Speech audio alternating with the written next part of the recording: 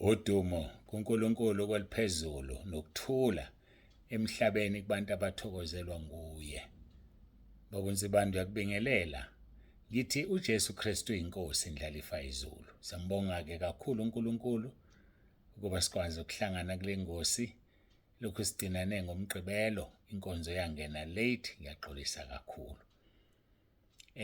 Izolo-ke siyazi besifaka inkonzo yasentabeni. Njengoba besingekho sile eMyudeni ngesonto, yangena yangesonto saseMyudeni. Bekufanele kungene yasentabeni izolo yangena. So-ke kade nganigcina ngabe amagama kule ngosi, nginigcine ngomgqibelo, Saturday. Kodwa-ke siyambonga uNkulunkulu wethu, siyamdumisa ukuba siphinde sihlangane ngale ndlela. Sibonge kakhulu, saphatheka kahle eGreytown. Sadlula khona ngomgqibelo ngangishilo, saphatheka kahle ngendlela emangalisayo. Abazalwane basinikeza uthando. Sadlula-ke eGreytown. Uxolo njalo eMyudeni-ke ngakusasa Sunday, nabo basiphatha ngendlela emangalisayo, ngezandla ezifuthumele. Ufunde-ke amaHebheru chapter 6 verse 10. uNkulunkulu akasuye ongalungile ukuthi akhohlwe imisebenzi yenu eniyenzile kwabangcwele bakhe. Siyambonga kakhulu uNkulunkulu, anibusise lapho nithathe khona kwande, lapho nitshale khona kwande. Angazi ngizothini. Kodwa-ke uNkulunkulu oqondayo usizi lwenu, oqondayo enikudingayo, makaniphe ngokwengcebo yakhe. Babunzibanda ubingelelayo ngalawo mazwi, siyambonga uNkulunkulu. Nanokuthi-ke ngiphinde futhi ngixolise Nkosi yami, umkhuleko womnikelo bekufanele ngwenze ngesonto, ngabe uyangikhathele kakhulu ngakhohlwa. Nayizolo-ke bengixakekile, kodwa-ke ngawenza ekuseni, ningixolele ningithethelele. uJesu Kristu inkosi. Angazi noma nokuguga sekuyangena kuyakhetshapha yini, angazi ngempela. Kodwa-ke nanoma ikuphi ekugcineni kufanele ngixolise ngoba iphutha. Ngithi-ke mina masebelandulela abadala, mdala lo, indaba yama-emoji. Inkinga ngoba nomdala uyangena esihogweni. Inkinga futhi ngoba umdala uyangena ezulwini. So isono asisukuzivika ngokuthi umuntu umdala. Isono. Niyibona lonto ukuthi umuntu umdala akusho lutho. Anakho nami ngimdala, kodwa uNkulunkulu uyangisiza ngetechnology ngoba ngiyathandaza. Kodwa khona engishoda khona bese bengisiza-ke abantwana bakaNkulunkulu bangizungezile. Angifuni ukubabala ngoba ngizosuke ngishiye abanye, kodwa nje bayazazi bona abangisizayo, abangizungezile. Ngiyambonga uNkulunkulu ngani kakhulu. uNkulunkulu anibusise. Sizoqhubeka-ke nenkonzo yethu, intshumayelo yasentabeni. Ngicela uguqa ngikhuleke.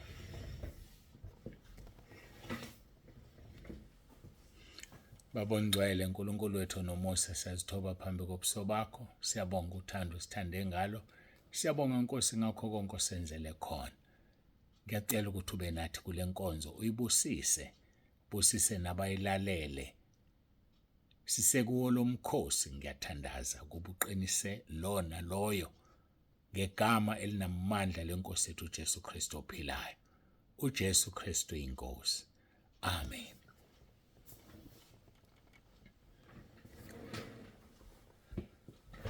Ayike bazalwane, siyambonga uNkulunkulu wethu. Siqedile-ke ngoverse 8 ka-chapter 5 Matewu. Khumbula uMatewu 5, 6, 7 and 8. Hayibo, 8, 5, 6, 7 ngiyaxolisa. Matewu 5, 6, 7 ama-chapter lawo ashunyayelwe inkosi uJesu isentabeni. Uma-ke nawe ungaxela kulawo ma-chapter ngokwempilo yakho, uzongena ezulwini ugijima. Lawo ma-chapter asemqoka ngendlela emangalisayo. Singena-ke kuverse 9 namhlanje, uverse 9 kaMatewu chapter 5.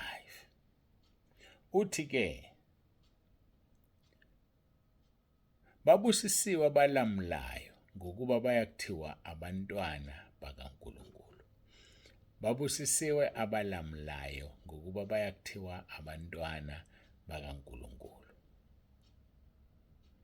Abalamulayo ngokuba bayakuthiwa abantwana bakaNkulunkulu. Ijulile indaba yokulamula. Yini ukulamula? Yini ukulamula? Ukuyekisa abalwayo ukulwa noma ukwenza abalwayo bathelelane amanzi. Abalwayo bathelelane amanzi. Number 3, ukwenza abalwayo baxolelane bathethelelane. Number 4, kakhulu ukwenza kube nokuthula phakathi kwabantu. Izindaba yokulamula. Babusisiwe abalamulayo ngokuba bayakuthiwa abantwana bakaNkulunkulu. Verse number 8.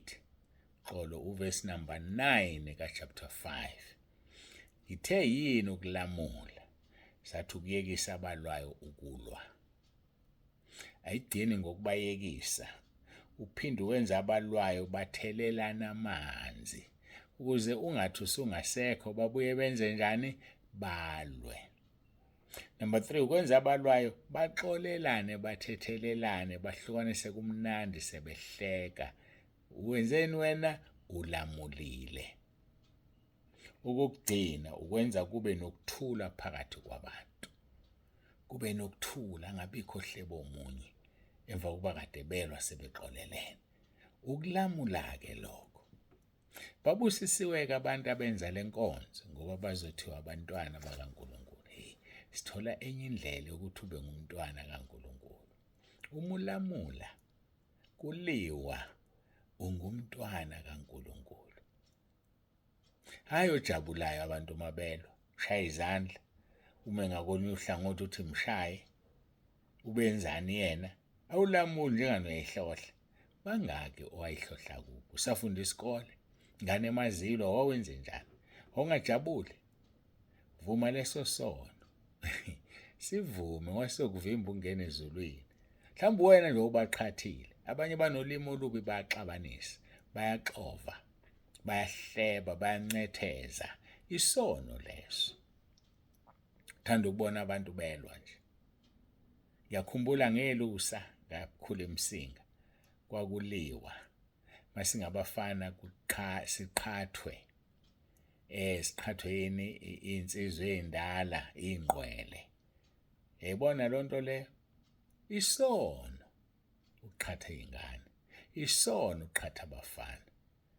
Ngoba ubenza balwe. Yikho uhluleka nje kube nomntwana kaNkulunkulu ngoba wawuqhatha abantu, wawuqhatha izwe.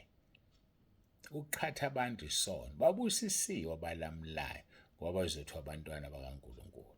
Baqale kusiwa abaqhathayo ngoba bangabantwana bakaSathane uthanda ukulwa, uthanda ukuxova. Wawungayixovi nje ingane esikoleni.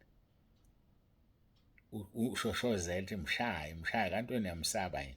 Uyamsaba yini wena? Inalona athi angimsabi kanti ulimaza ingane yabantu izoshaya. Mhlawumbe nesidumbu phansi bagwazana abantu wafa omunye beqhathwe wena. Kwesikhathi uyiqhathi ngqo. Uyiqhatha ngenhlamba, uyathuka. Xabane nawe ubaba wekhaya umthuke ngenhliziyo. Xabane nawe umama wekhaya umthuke ngenhliziyo. Noma ubani omunye uyathuka nolimo olubi olumbaxambili, ulimi lwenyoka. Uzongena kanjani ezulwini? Zicwecwe, lungisa ulimi lwakho, musuxabanisa. Mayibuya ingane yakhe ishayiwe esikoleni uvuka ukuthi ayihambe iyolwa noma uthe kabani ingane akwenziwa kweyamini ingane. Naye bisijabula ihambe yona ngoba unini uzoyilwela noma uyise uzoyilwela. Akusebenzi kanjalo noma ubhuti uzongilwela. Babusisiwe abalamulayo ngoba bewuthiwa abantwana bakaNkulunkulu. Wena ulamuli kodwa uyaqhatha. Uzuyingene nawe ulwe. Uthe yakithi ingane ekenziwe nje. Ekababa ngeke kube ukuthi ukhokhisa ulwe.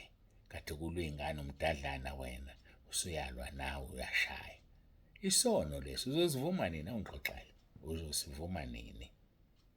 Ngitheke ukulamula. Ngithe yini ukulamula? Ubizwi lenkosi ithi babusisiwe abalamulayo ngoba bayakuthiwa abantwana bakaNkulunkulu. Yini ukulamula? Ukuyekisa abalwayo ukulwa. Number 2, ukwenza abalwayo bathelelane amanzi. Number 3, ukwenza abalwayo baxolelane bathethelelane. Number 4, kakhulu ukwenza kube nokuthula phakathi kwabantu. Babusisiwe-ke abalamulayo bekhuthaza ukuthula nokuhlalisana kahle kubantu. Bekhuthaza ukuthula nokuhlalisana kahle kubantu. Uyakukhuthaza nje ukuthula. Uyakukhuthaza ukuhlalisana kahle kubantu. Izwi leNkosi likunika umsebenzi wena, baseRoma 12:18 lithi uma kungenzeka ngokwenu hlalisanani ngokuthula nabantu bonke. Uma kungenzeka ngokwenu. Ngamanye amagama umakhelwane wakho akufanele axabane nomunye umakhelwane ukhona. Benze bathelelana amanzi. Uzameni wena, ufika ubuze ezulwini, yini wayizama wena? Abantu baze babulalane, wenzani wena? Lokhu uthi useceleni, igazi labo lizofunwa kuwena. Lithi uma kungenzeka ngokwenu, hlalisanani ngokuthula nabantu bonke. Njengoba ukhona lapho wena, kufanele uhlalisane nabanye. Yikho uJesu wathi kuverse 13, ningusawoti womhlaba. Yayibona lonto, siwusawoti, la sikhona kufanele kube mnandi, usho njalo verse 13. Nina ningusawoti womhlaba, kepha uma usawoti odumele, ubusawoti bovuswa ngani na? Akasasizi lutho kuphela ukulahlwa ngaphandle anyathelwe ngabantu. Uma ungusawoti wenza ukuthi la ukhona kube mnandi. Angithi usawoti wenza ukudla ongenawo usawoti kuduma kumbi. Kodwa masefa usawoti kuba mnandi. Usawoti wenza abantu abahlezi endaweni bahlale kahle.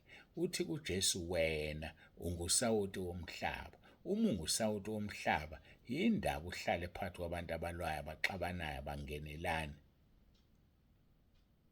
Wena kuphela umngani, nalo umngani wakhe, nalo umngani wakhe, bakhuluma igama elilodwa. Lo munye uthi angimfuni, lo wenza 1 2 no 3, nalo uthi ngathi wena ukwiposition yokubahlanganisa ububezwa bobabili ukuthi bathini. Babusisiwe abalamulayo ngokuba bathiwa abantwana bakaNkulunkulu. Emsebenzini maxatshana uyalamula. Mhlawumbe wena ubhebhedekisayo. Mhlawumbe wena uhamba ufuna ichitho. Abantu baxabane balwa dikile omunye kumsebenzi ngoba ufuna isikhundla. Awulamuli uyishoshozela. Uma kungenzeka ngokwenu hlalisanani ngokuthula nabantu bonke. Akulula ukuthi abantu bahlale bengaphambani ngembono okwenza begcine bengenakho ukuthula. Athi ngiphinde futhi. Akulula ukuthi abantu bahlale bengaphambani ngembono okwenza bagcine bengenakho ukuthula. Akulula. Lapho kungekho ukuthula khona kunzima ngisho ukuphila. Nawe wena ongaxabene nabo impilo yakhe isengozini. Ngoba omunye uthi ukhuluma nesitha sami wena, kusho ukuthi uhambisana naso. Nalo mngani wakho uthi wena ngoba ukhuluma nesitha sami, kusho yabona uzogcina wena wenziwa izinto ezizokuncisha ukuphila ngoba wena uzwana nabo bonke, kanti wena kufanele ngabe uyabalamula nizwane nonke, hayi wena uzwane nabo bona bengazwani. Zwanani nonke ngoba ukuphila kwakhe akuphephile ngoba wena uxoxa nabo bonke. Incwadi kaJob chapter 3 verse 26 uthi anginakuthula, angizolile, anginakuphumula, kepha ukuyaluza kuyafika. Umuntu mangenakho ukuthula, engazolile, engenakho ukuphumula, umthole yaluza ehlenyuka. Indaba na akanakho ukuthula. Indaba na mhlawumbe khona into omthukuthelisile, udinga abantu abazobahlanganisa bathelelana amanzi. Anginakuthula, angizolile, anginakuphumula, kepha ukuyaluza kuyafika. Kepha lapha inhliziyweni ukuthula kwenzakalani? Zakha 14 verse 30. Inhliziyo ezolileyo ingukuphila kwenyama. Inhliziyo ezolileyo ingukuphila kusho ukuthi ukungabi nakho ukuthula kuyagulisa. Ukungabi nakho ukuthula kwenza uphathwe izifo. Futhi uma ungenakho ukuthula uzoshesha ufe uhambe esihogweni ngoba unakho ukuthula. Kodwa inhliziyo ezolileyo ingukuphila kwenyama. inyama yakho ayiphili ngoba inhliziyo iyaluza izolile. Inhliziyo yakho ayinakho ukuphumula. Inhliziyo yakho ayinakho ukuthula. Awuzolile, zola, thamba, thula phambi kaJehova, ulindele yena. Zithokozise ngaye, ulindele yena. Themba kuJehova ngayo yonke inhliziyo yakho, mazise kuzo zonke indlela zakho, ube nokuthula. Uma ungenakho ukuthula ngiyadabuka, uzosheshe ufe ngisho emhlabeni, uzophathwa izifo. Inhliziyo ezolileyo ingukuphila kwenyama. Injani yakhe inhliziyo? Izolile nje? Injani yakhe inhliziyo? Ingukuphila kwenyama nje? Noma umthwalo enyameni yakho usuyagula? Webazalwane, babusisiwe abalamulayo ngokuba bayakuthiwa abantwana bakaNkulunkulu. Ngiyacela sigoqe sikhuleke, sisondele uNkulunkulu wethu. Babongcwele, babolungileyo, uNkulunkulu nomusa, siyabonga. Thando sithande ngalo, siyakubonga Nkosi ngakho konke osenzela khona. Udumo lungolwakho lokufanele izikhathi zingakabikho namanje kuze kube phakade. Ngenelela-ke Nkosi, ubusise kube yilona loyo. Ngiyacela Nkulunkulu wami, uyamazi lapho ehluleka khona, uyayazi imizamo yakhe, msize umlekelele. Ngiqalekisa yonke imimoya, amadimoni, ama-devil worshippers, ama-satanist awanasabele ekhaya lezwi. Qalekise nedimoni lama-emojis ngegama lenkosi uJesu. Ngithi uNkulunkulu wami nomusa siphephishe kuwona. Yiba naloyo-ke Nkosi olalele le nkonzo, nozoyidlulisa idlulisele kwabanye, nabazoyibuka ku-YouTube babusise bonke Nkosi, nozo-subscriber ukuze athole nezinye mbusise, nozoyishera. Ngiyacela Nkosi umbusise ngoba uhambisa ivangeli lakho. Dumo lonke-ke Nkosi linikeza wena, siyabonga. uJesu Kristu inkosi. uJesu Kristu inkosi. uJesu Kristu inkosi. Amen. Sinibingelele nonke nisanda ukungena, ngethemba inkonzo senizwile. Uma ngithi uJesu Kristu inkosi, nawe ubuthi uJesu Kristu inkosi. Isivumo lesi sisithola kwabaseFilippi chapter 2 verse 11. Uma ubhala imessage uqale ngokuthi uJesu Kristu inkosi. Umbhale ngama-capital letters. Uma ubuka ezwini lenkosi esengilicaphunile, Philippi chapter 2 verse 11 libhalwe ngama-capital letters. Nawe ngicela wenze njalo ngoba mina mangikubhalela ngizokwenza njalo, ngihlale ngenze njalo, ngiyokwenza njalo. Ngokudinwa inkosi umphefumulo uzophume. Hayike, siyabonga kakhulu, ube nentambama enhle. uNkulunkulu akubusise. Ubaba uNsibande usiyavalelisa uthi uJesu Kristu uyinkosi.